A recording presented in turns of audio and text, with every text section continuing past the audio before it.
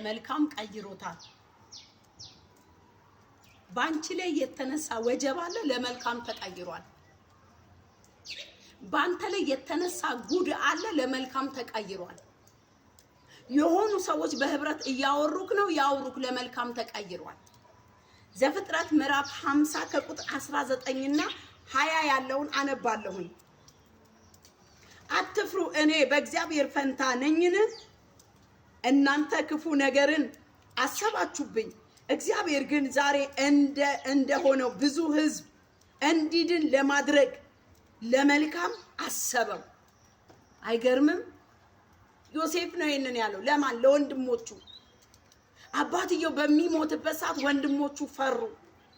ክፉ ለሰራው የኔ ወንድም ክፉ አትመልስ፣ ክፉ ለሰራብሽ ክፉ አትመልሽ። ምናልባት አንቺ የምትሰሪበት መንገድ ያ ሊሆን ይችላል። ምናልባት አንተ የምትሰራበት መንገድ ያ ሊሆን ይችላል።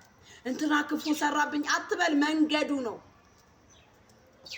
ዮሴፍ ግድ መጣል ነበረበት፣ ግድ መሸጥ ነበረበት፣ ግድ መጠላት ነበረበት፣ ግድ ሊቀናበት ይገባ ነበረበት። ከዛስ ጴጢፋራ ቤት ላይመቸው ግድ ነበር። ሚስቱም ልታስጨንቀው ግድ ነበር። ለምን ሲባል ነገሩ እንዲቸኩል ነው።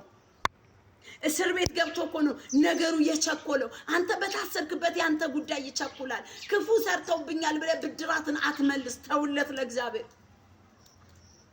እኔ በቀል አምላክ ነኝ ይላል የኔ ወንድም። አትበቀል፣ አትበቀይ። እግዚአብሔር ነገሩን ለመልካም አስቦታል። ወንድሞቹ አባትየው ከሞተ በኋላ ፈሩ፣ አዘኑ። ወንድማችን እባክህ ምሕረት አድርግልን አሉ። እንዴ እኔ በእግዚአብሔር ፈንታ ነኝን?